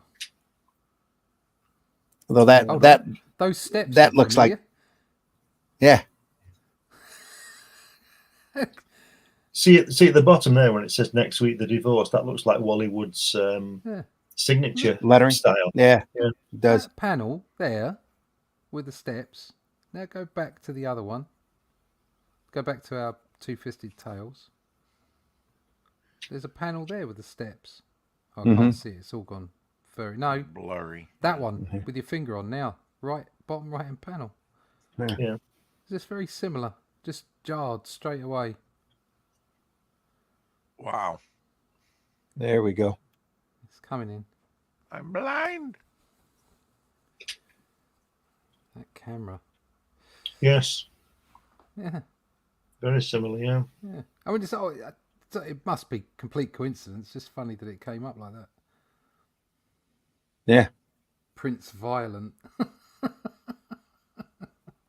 Oh, yeah. I didn't even see that was a parody strip. That's funny. I thought that was an actual Prince Valiant strip. Written and illustrated by Flower E. Foster. Yep. When the message from home arrives, Prince Violent reads it slowly with a sad heart and mist-filled eyes. Oletta, he whispers softly, Oletta, my own true love. And the fearless warrior is suddenly a helpless boy, full of loneliness and longing. He makes his decision. I'm going home. For a parody strip, it's extremely well drawn. Yeah. Yeah. It looks like Foster's works, what it looks Yeah. like, especially that panel with Look the at ship. that. Yeah. Just great stuff.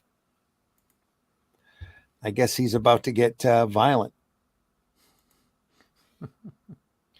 As he pushes aside the curtain, Voyle knows what an idiot he has been to think so.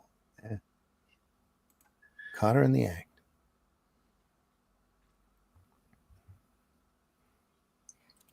Pull up the next one here.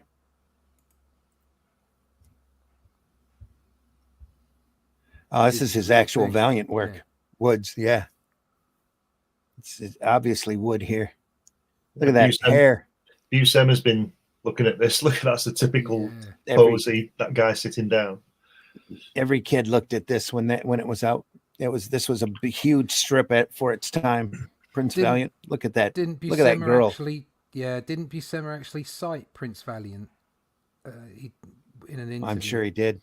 Yeah. That girl is beautiful. Just fantastic. Yeah, Look. but it says there she's more gay than ever.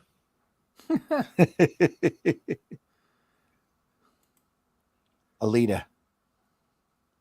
Lolita. Alita. Aleta. Yeah. Not Lolita. That's a whole different property. She appears every afternoon in the palace, and she's more gay than ever. Sounds like Lolita to me. Whole different meaning back then. Yeah. You're very handsome, but I'm gay. Yep. That's okay. What a great page. Thanks for sharing, Charles. Appreciate it. Yeah, that's great, isn't it?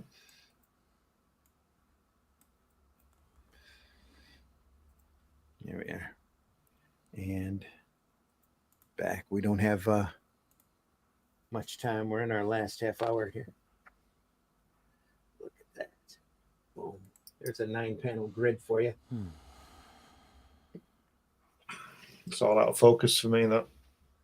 Is it? Damn it. Yeah, I can't see anything. Don't complain, Glenn. I hate this. I'll complain as long as I need to complain. Is that better? Complain as long as I can breathe. If I can't see it, Rex, there's not much point being here, is there? While I'm still breathing, I'm going to complain. Yeah. Shut up. Just because I complain doesn't mean I'm wrong. So be quiet. Be quiet and learn. Yeah. How to complain properly. Oh, exactly. How to complain properly. Now it's really blurred. Tune in again next Friday. Same bat place, same bat time for 4 old men arguing with each other. Is that better? That looks better here. That's good. That's good. Yeah. Your camera's weird that it does that. It is. It's got an autofocus on it that drives me crazy. Yeah. Prince Violent. King Melvin. Yeah. Melvin was a funny name back then. No, it's still a funny name. No background on those. No backgrounds, yeah. Focusing on the fighting. Yeah. It reminds me of that Kirby Cat Batroc page. Exactly right. Yeah. Yeah, I was thinking the same thing. Looks a lot like it.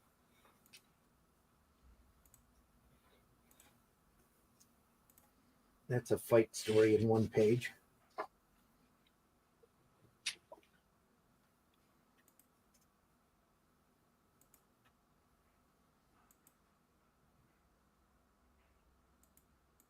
Great dialogue.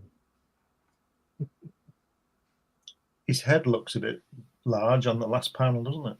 It does. Yeah. Whack. Then he's got all of this brush work in here, just gorgeous. Yeah. Face next to it. Beautiful. Looks like, that profile looks like Thor in the center panel. Yeah. Right has triumphed. A bit of dual shade work here. Duotone painting. Do you know what I don't like on these strips? I've noticed is the heavy borders on the panels. Yeah, they are Yeah. quite heavy, aren't they? I don't like that. Yeah, they are. A little thick. Yeah. But it's on them all, so it must be sort of an editorial thing, I would have thought. Well, they got these pages lettered, blank and lettered with a script. Yeah. So those borders were already there. They just chucked them in and they had to draw inside them. Yeah. Rose piece. Who's next? John Severin. John Severin. Good guess, right? Yeah. JP Severin. Yeah. Of Diable. Is that Crocodile? Look at that. He's got a Frank Robbins bent back leg here working. Yeah. It's just beautiful. And these comics, I mean, are ultra valuable. Yeah. Well, resale. Now, mainly because of all of the comic burnings back in the mid 50s. Yeah, I guess so. Yeah. Because you said they were selling in the millions. Millions, yes. Yeah.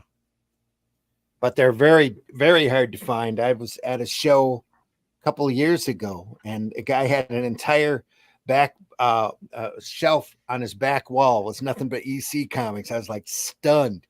Holy crap. I'd never seen so many ECs in one place before. Just great set of books. Bought somebody's collection out. Great Severin here. Look at his face here. Just sweet. Scared to death.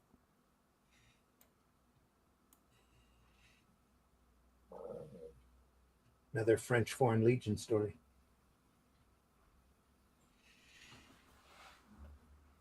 This is all line work back behind. This is all. He does a lot of close-in work, doesn't he? Yeah. I think he needs to pull that camera out a bit. They actually have some lower grade ones on eBay that I was quite stunned that, I mean, $20, $35. I mean, they're those lower must grade. They must be incredibly ratted, probably. I guess. Just beyond, barely holding themselves together for that price. Yeah. I got some comics like that. EC in any shape, though, is rare and worth something. That's probably $20 is probably undervalued for that, depending upon what issue it is. Yeah, it's number 33, what we looked at. Oh, yeah. Way undervalued. Number you can get 28, that slabbed $35. Wow. Number 19, $55. Here's 141 for $25. Very good. Maybe the collectability on this stuff's like Big Little books. The older the older it is, the less collectability there is with it, because there's so few people that remember this stuff. Because I watch the values on Big Little books rise and fall, immensely over the last 10, 20 years. Flash Gordon, Big Little books you couldn't find for $250, $350 are now $10, $15 because nobody knows what it is. Wow. Nobody collects Big Little books that much anymore. So there are bargains in EC war books, not horror or sci-fi. Yeah, okay, Charles, that would make sense too. Love big little books. I got a Walter shelf of them. Koenig that played Chekhov. He had a big collection of big little books. Did he really? That's cool. Yeah, he had Joe Palooka Ah. 1 through 50. He had a big pin back collection of buttons, like political buttons and other type of buttons, comic buttons. Sweet. He was a big collector. He collected only the Chekhov action figures. None of the other Star Trek stuff. But he had a lot of books about nuclear vessels as well. Vessels. Yep. Yeah. I see what you did there, Russ. Darn British humor. We're here to confuse, titillate, and confound. Look at the light sourcing here off of this torch back behind you. It's cool. Yeah.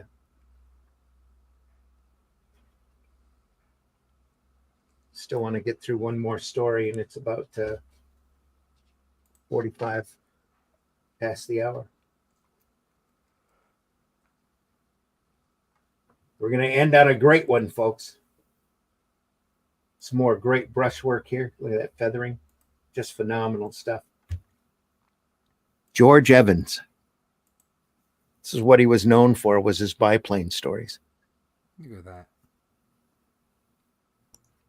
Love the old biplanes, World War One. Mm-hmm. I love look at the way he spotted those blacks on Here? that big. Yeah, just Yeah. and the wings and Yep. Yeah, that's gorgeous. It's beautiful stuff. Little clouds in the background. Not much. Don't need enough. Don't need much. Just a few lines. Equal clouds. Yeah. I love equal clouds.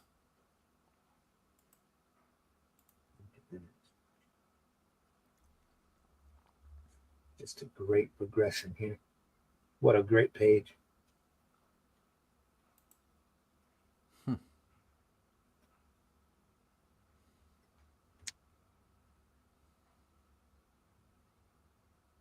He wrecked that.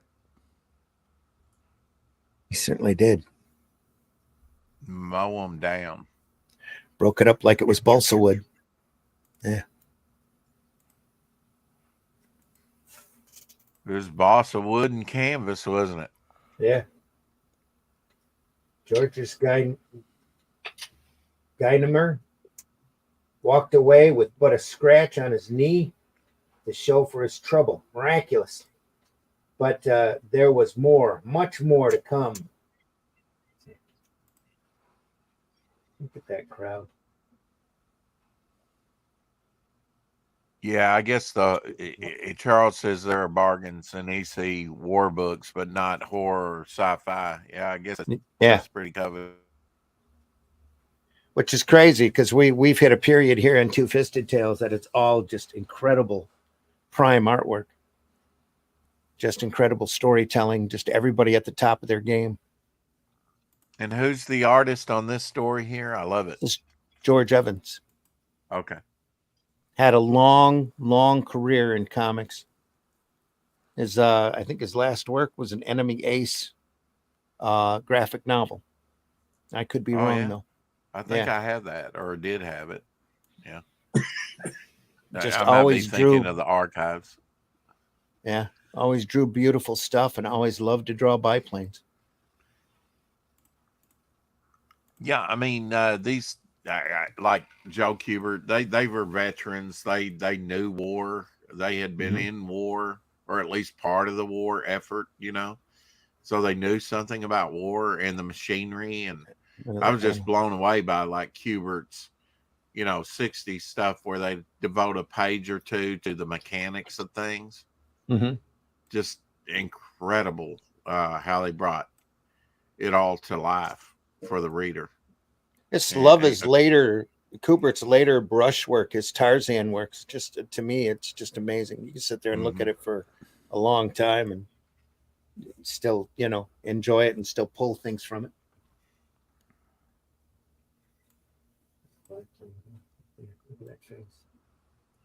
I guess EC being the focus, they really did probably focus mainly on EC books as far as burning was concerned. No, it wasn't just EC, because a lot of the little side companies started imitating EC, and it was kind of a magnification, because the horror comics got incredibly horrific, and then Gaines said, "Oh, you want to see gore? I can show you gore." Yeah. And then the later horror comics are just incredibly gory, which really well, I know, triggered like Dale and Pine Comics, they would state on the comics, sometimes on the cover, like Pine Comics, this is wholesome for your kids, blah blah blah. Yeah.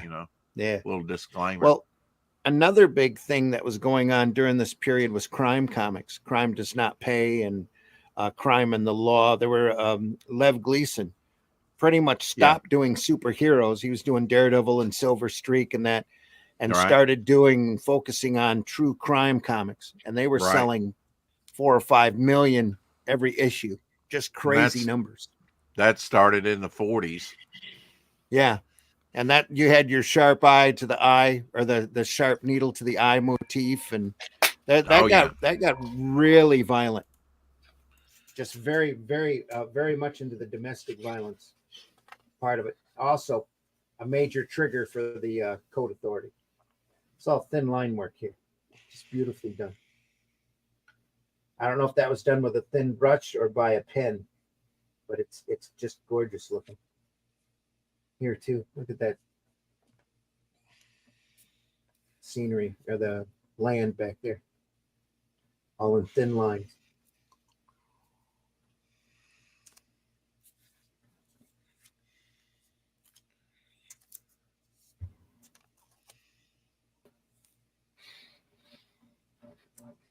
Knew how to draw, that's for sure, especially biplanes. We're about heading towards the top of the hour here.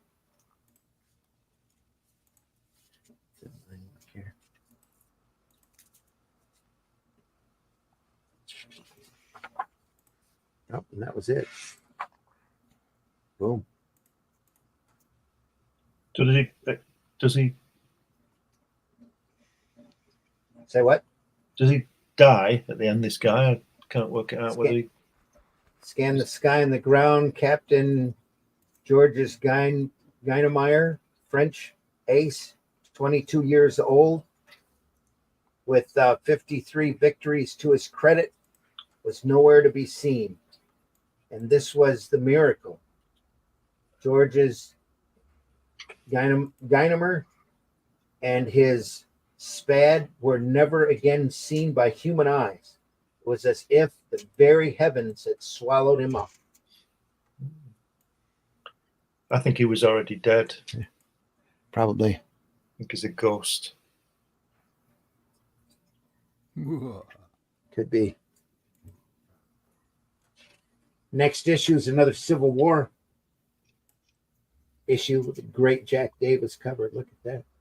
Yeah. Very iconic. Take her, boy. Keep the stars and bars a flapping.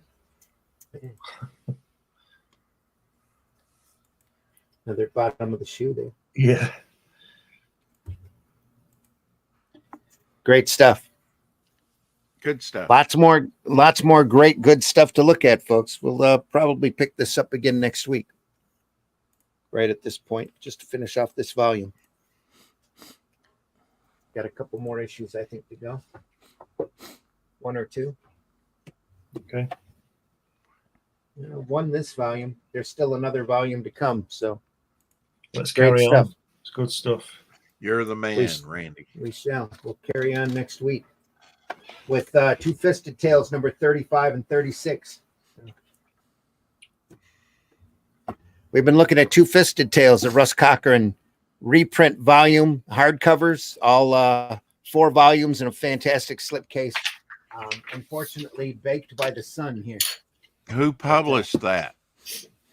They did. Cochran did. Russ Cochran. Okay.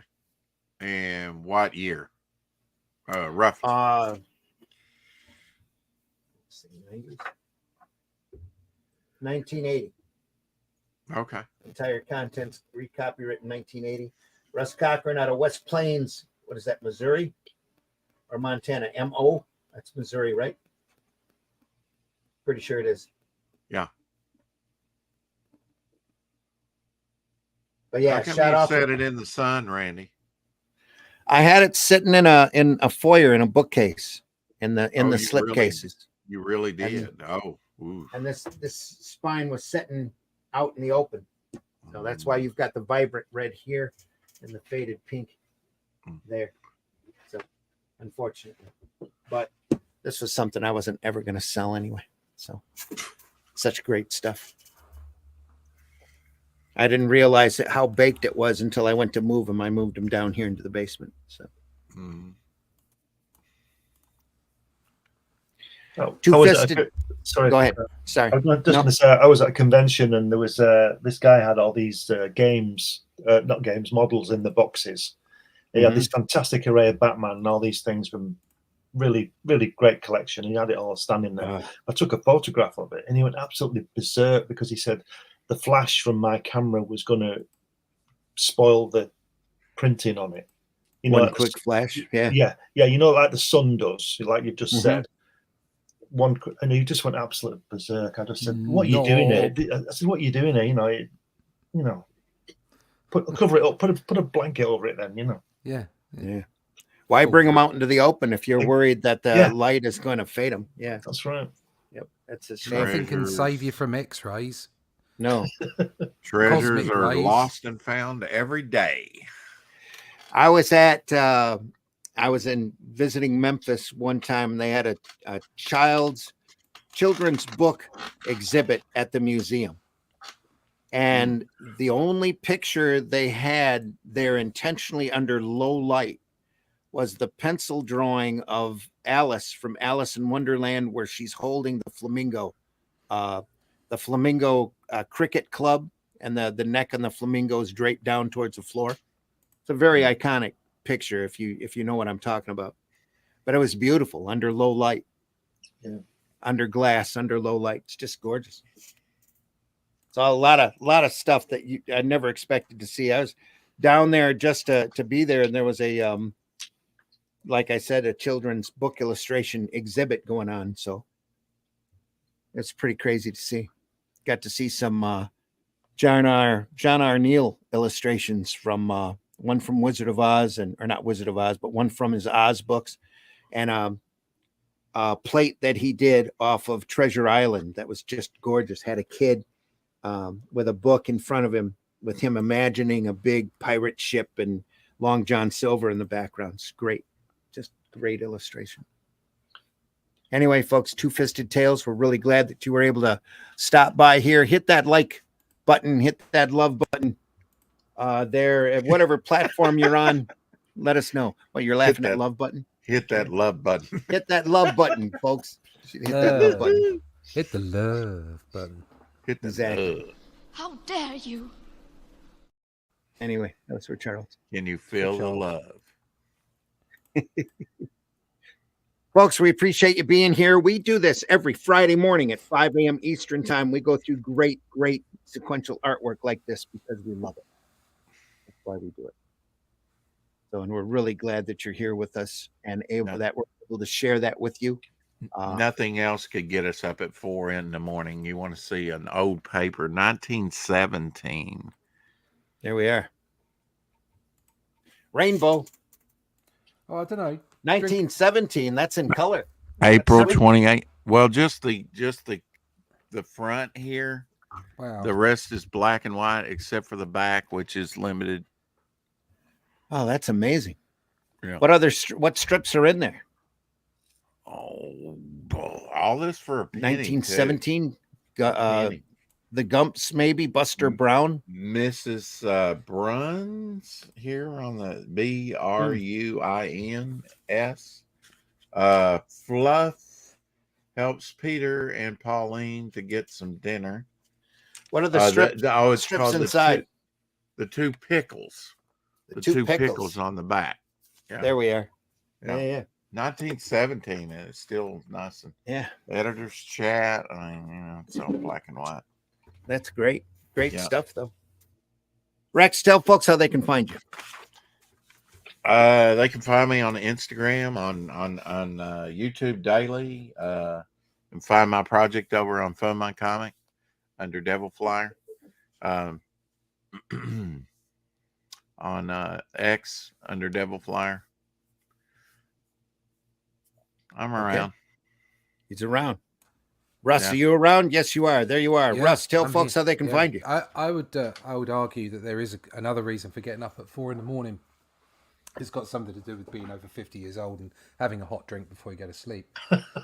That's true. Yeah. But other than that, this is that. the reason to be up in the morning. Thanks to everybody who's been watching and learning, because I certainly learn a lot when I come on here.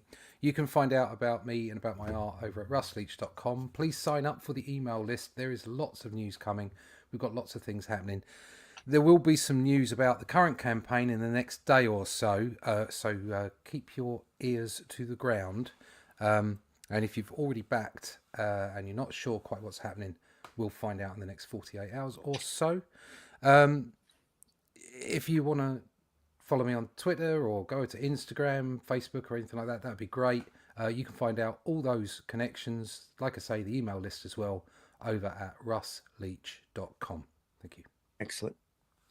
Glenn, tell folks how they can find you. Usual places, Facebook, Twitter, those kind of things. But if you go to Amazon, you can see and purchase, if you want to, all my 11 books, and you'll be able to get my magazine, Comics Unlimited. Issue 15 is currently out. If you go over to New Haven Publishing, you'll be able to pick up a copy of my book about my visits to see Jack Kirby. And if you go to Fund My Comic, you'll be able to pick up a copy of my Hatch annotated book on there. So go and Fund My Comic. Take a look. Sweet. And folks, I've been your host, Randy Zimmerman, editor-in-chief of Arrow Comics. ArrowComics.store. If you go over there and take a look, there's all sorts of products available over there, and they're available for shipping immediately. Books like Calico Shard. It's a fantasy book, a set of characters I created with artwork by C. Michael Lanning. Also Paragon. It's kind of my version of Superman with artwork by J.R. Harris. HeroBot Zero, which I did a lot of work on, though this cover here is by some weirdo named Scott Rosema, who might be back with us one of these days. We miss him so. Also known as the Scarlet Pimpernel. Also known as the Scarlet Pimpernel. Yeah, there's 2 issues of HeroBot Zero over there. I recommend number 1 just because it's got his origin in it, and I did the majority of the work on it. So go over there and enjoy that. Also, The Fool is over there as well, the rodeo clown of justice. And now, it should be, at least by now, Alice in Chains should be available over there as well. Nice, horrific title of a young lady who escapes the lab and finds out that she can shoot chains out of the palm of her hand. So go over there and... As you do. That's a good superpower. It's a humor tale. Speaking of superpowers, this Sunday, 9 a.m., we are looking at Torchy. What a great, great book. The girl with the superpower to cloud men's minds and turn them into wolves just by a look. Have them drop their tongues just like Tex Avery's wolf character. Who published Torchy? This was in Quality Comics way back when.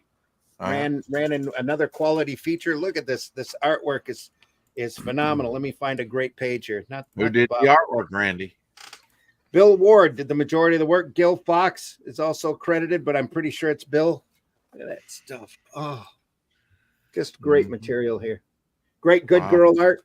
This Sunday. Exactly right. This Sunday, 9 a.m. over at Sunday Funnies. Next week, next Friday at 5 a.m., we'll go through some more Two-Fisted Tales, and then we'll see what we do the Sunday after that. I'm thinking about pulling out a little bit of Alfredo Alcala. Oh, yeah. Can't go wrong with taking a look. You can't. Randy off the top turnbuckle. Thinking about that earlier, about what to do. I've got a nice, unusual piece of work by Alcala that is well worth the time to go over on a Sunday Funny. I have some things to show quickly. Okay. If you got some stuff from our campaign, the black and white Oh, there we are. pin-ups are in, rather lovely. Great. Pin-ups Black are and white done. Pin-ups. Yep. But also, even more importantly, I'll put that one in a sec. The colour ones are here. We're finalizing that print file now. Just getting a few last-minute touches in. Wow. There we are. Great. Look at there. Come out really great. nice. So the first 50 of those signed and numbered. We're literally crossing our T's and dotting our I's and making sure the punctuation's right on that Shadow Kingdom before we send it to press. But there'll be more news on that. There's been a little glitch in some of the payments, and we'll talk about that campaign as soon as it's back open. So pay attention. Probably this Friday we'll have some big news on that. So that if you miss the campaign, you really haven't missed the campaign yet. Yeah. So be patient, and we want everybody to see this work. We're so proud of it, and we want you all to see it, and enjoy it. If they could get hold of it, we weren't going to go in demand, but some small issues happen. So the fates have meant that we will go in demand, which means that some of you are going to be able to get the book. So we'll just hold back on the printing just for a little while, so we can see those people come in. Just for a little bit. Yep. Just a little bit. Yeah. A little bit. I know it's like pulling teeth for Randy.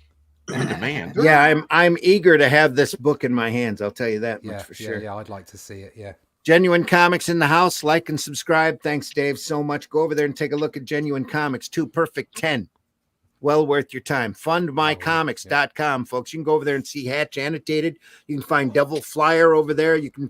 I think the Fool is still available over there as well. If you want to purchase that from there, you're more than welcome. Devil Flyer says, "Hey Dave, hey Dave." Yeah. Will we be like picking Shadow Kingdom apart? Will we be looking at it someday? Maybe someday. I think we could flick through it. Yeah. See what Flick through it real quick. Flick it. Be proud of it, right? There you are, folks. I am proud of it. Yeah. But me there's too. more on the way. Yep. More on the way. A lot more coming. That's why we want you to see it. The story itself is such a springboard for ideas and characters. It's difficult to decide where to go to next. There's so many openings for stories to tell and so much for us to show you. So, folks, thanks a lot. We're going to go out with a little bump for Shadow Kingdom and a few other things, and we'll see you on Sunday morning, 9 a.m. for Sunday Funnies. Then we're back here again, 5 a.m. Folks, we do this stuff because we love it. We show this stuff off because this is our passion. This is our joy. This is our entertainment. If you find comics entertaining as well, tell people, give comics as gifts. Just hand somebody a comic book one of these days and have them sit there and enjoy it and read it. Books, comics are everywhere. It used to be in little spiral racks. Yeah. Books. Oh, look at that Captain Britain. Anyway, yeah. Absolutely. Glenn doesn't want to show off his collection. That's okay.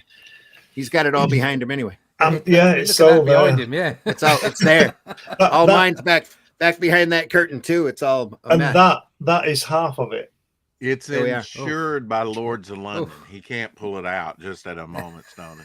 That's what she said. Yeah. Mm-hmm. Yeah. What does that make you, Doug? It means you're a catcher, not a pitcher. Yes, this is more like it. Yeah. Thanks again for stopping by. Buy alternative and independent comics, especially up. We love comics. Share comics. Tell people about comics. That's what Danya. Let's try to be positive out there. Too much trolling and negativity in the world as it is. We're in the funny book business, so let's have some fun. We're not that. See everybody soon. Say what? Like to have some money? Is that what you said? What? Yes. Yeah. Yes. Well, Yes, please. Could I please have some more? I like money. We all like money. You could be a spiritual guru. So this is the divine intervention. You could become a spiritual guru on your own, but you just have to tie your shoes, and you just have to know how to eat burritos backwards. No. That's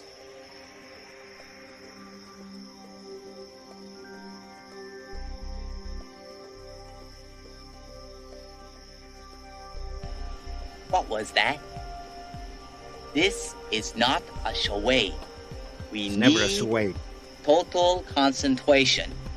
Total concentration. Once again, this time, Beans in that burrito. we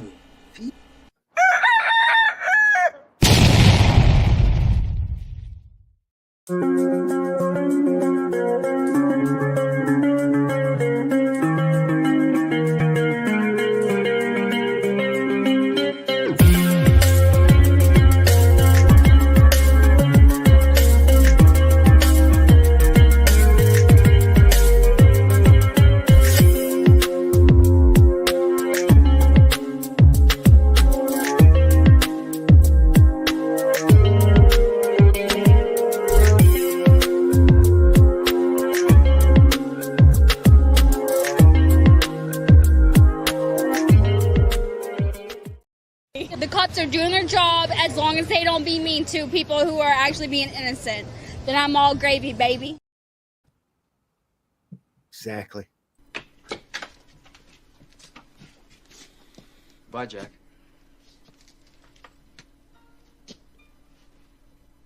We really shook the pillars of heaven, didn't we, Wayne? No horseshit, Jack. No horseshit. Hey, kids, you want to see some great comics? It's Comic Book Show and Tell twice a week. Comics by Night every Friday at 5 a.m. Eastern. And the Sunday Funnies every Sunday at 9 a.m. Eastern on the Indie Comics Network YouTube channel. Void where prohibited. Not available with any other offers. Side effects may include loss of boredom and a sudden urge to read more comics. Check with your doctor if a sudden rash appears. Taste the biscuit. Taste the goodness of the biscuit.